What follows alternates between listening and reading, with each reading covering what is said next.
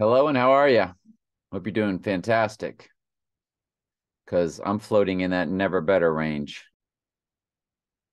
All right, let's stay in New Living. And thank you, Annie. That was very nice of you to say that in the comment. Uh, an evil spirit seizing him, making him scream, it throws him into convulsions so that he foams at the mouth. This is a man, I think, coming to Jesus talking about what happens to his son. It batters him and hardly ever leaves him alone. I begged your disciples to cast out the spirit. Oh, Jesus, about to get on to him. I begged your disciples to cast out the spirit, but they couldn't do it. Jesus said, "You faithless and corrupt people," talking about his disciples. "How long must I be with you and put up with you?" Then he said to the man, bring your son here. So Lord, yeah, he flexed on him a little bit. That's okay. He's God. As the boy came forward, the demon knocked him to the ground.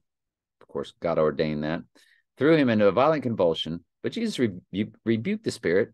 You know, the the demon was having his way per the Lord ordaining it, so then the Lord could show his power by now rebuking it. But Jesus rebuked the evil spirit and healed the boy. Then he gave him back to his father. Awe gripped the people as they saw the majestic display of God's power. Now you know why God had ordained the boy to be possessed and knock him down to the ground in the first place.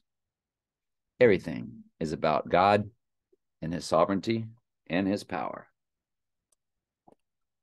Don't ever mistake your life or anybody else's for anything else.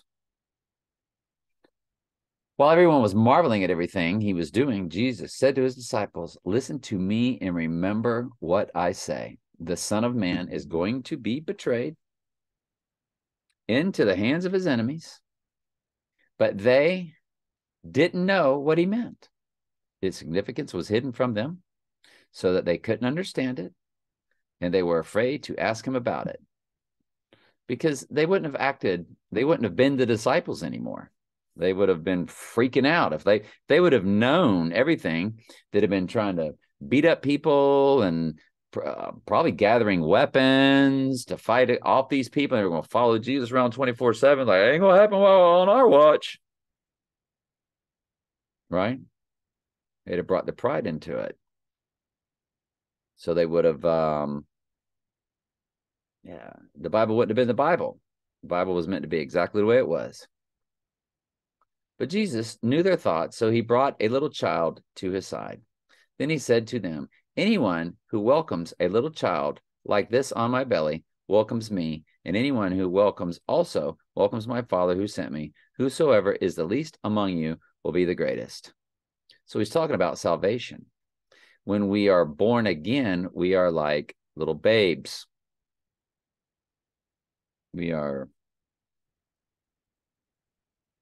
on milk. We're not eating meat yet. And that's what he said. That's what that was about. It wasn't about children,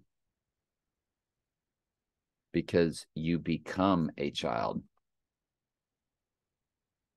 When we are born again, we become like a child. Matthew 18:3, same one. Truly I tell you, unless you become like little children. So at Bible Hub, then he said, I tell you the truth, unless you turn from your sins and become like little children, you will never enter. That's it. In other words, you got to be called. And when you're called, you're at the beginning. So there's a lot of ignorance taking place. That's why you're drinking milk. It's not about children. It's about sheep and the born again experience. Anyone who welcomes a little child like this on my behalf welcomes me. And anyone who welcomes me also welcomes my Father who sent me. Whosoever is the least among you is the greatest.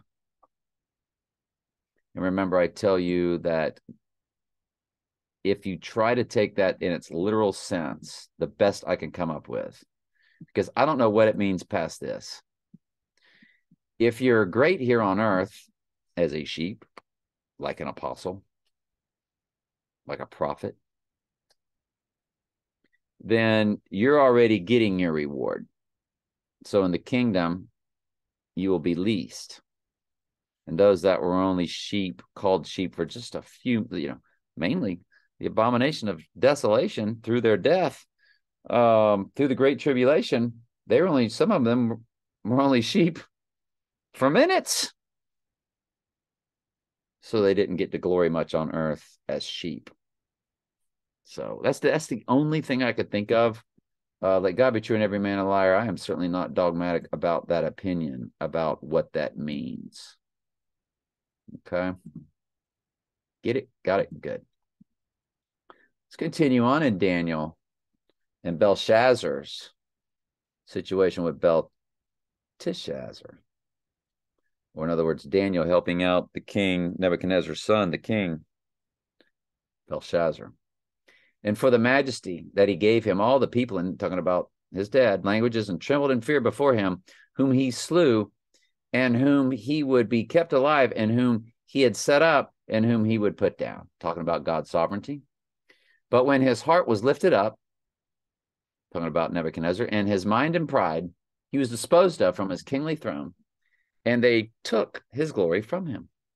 And he was driven from the sons of men, and his heart was made like the beast in the dwelling of the wild asses, and fed with him like grass, like oxen. We read all this in the previous chapter, didn't we?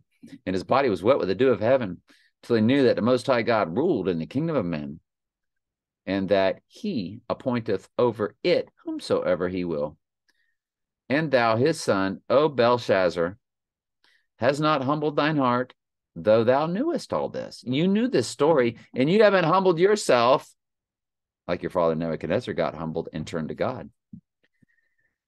But you've lifted up thyself against the Lord of heaven, because remember they were drinking all the vessels of Israel, with the concubines and wives and all that. Well, they're about to restate it. And they have brought in the vessels of the house before thee, and thou and thy lords, thy wives, and thy concubines have drunk the wine in them. Thou hast praised the gods of gold and silver, and brass of iron, and wood and stone, which see not, which hear not, nor know, and the God in whose hand thy breath is, and whose are all thy ways, thou hast not glorified. Then was the part of the hand sent from him, and this writing was written. We'll get to the rest tomorrow. Love y'all.